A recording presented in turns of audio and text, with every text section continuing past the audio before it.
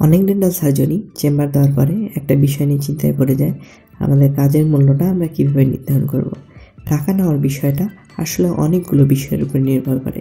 প্রথমেই আসি, আপনি এই জায়গায় আসতে কতটা সময় এবং অর্থ ব্যয় করেছেন। আপনি যদি সব কিছু সময় মতো শেষ করেও ফেলেন, তাহলেও বিডিএ শেষ করে একজন ডেন্টাল সার্জন হতেই আপনার 22-23 বছর লেগে যাবে। এরপর আপনি যদি প্রফেশনাল স্কিল বাড়ানোর চেষ্টা করেন অথবা আরও পড়াশোনা করেন বা করতে চেষ্টা করেন, তাহলে টাকার সাথে সাথে চলে যাবে অনেকগুলো সময়।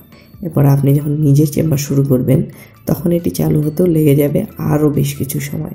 এর মধ্যে আপনার তারুণ্যের মেধা, শ্রম সব কিছুই ব্যয় করে ফেলবেন পড়াশোনা, item, card, term, viva, clinical কাজকর্ম এইসব শেখার পেছনে।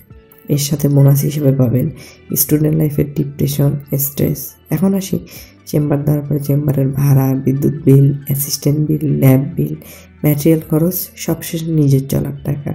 এখন এত সব কিছুর পর যদি কেউ মনে করে স্কেলিং করতে তো আমার বেশি খরচ হচ্ছে না, আমি 200-300 টাকা অথবা ফ্রিতে একটা স্কেলিং করে দিই, বা রুট ক্যানাল করতে আমার কতই বা খরচ হচ্ছে, আমি 1000 বা 1200 টাকায় রুট ক্যানালটা করে দিই।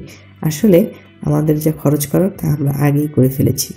আমাদের জীবনের গুরুত্বপূর্ণ সময়ের মেধা, শ্রম, টাকার কথা না হয় নাই বলি, এসব কিছু আমরা আগেই খরচ করে ফেলেছি।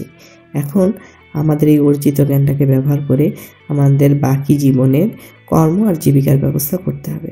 একজন ডেন্টাল সার্জনের অভিজ্ঞতা, কাজের কোয়ালিটি, সে কী ধরনের ম্যাটেরিয়াল ব্যবহার করছে, এইসবের উপরে তার কাজের মূল্যটা নির্ধারণ করে।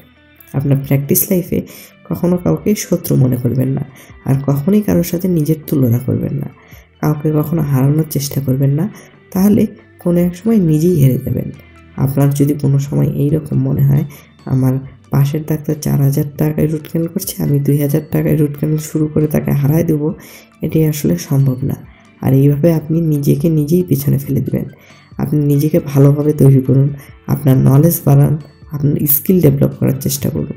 আপনার যদি কোনো ল্যাকিংস থেকে থাকে, তাহলে সেটি ফিল আপ করার চেষ্টা করুন, যাতে আপনিও রোগীর কাছ থেকে রুট ক্যানালের জন্য 4000 টাকা চার্জ করতে পারেন।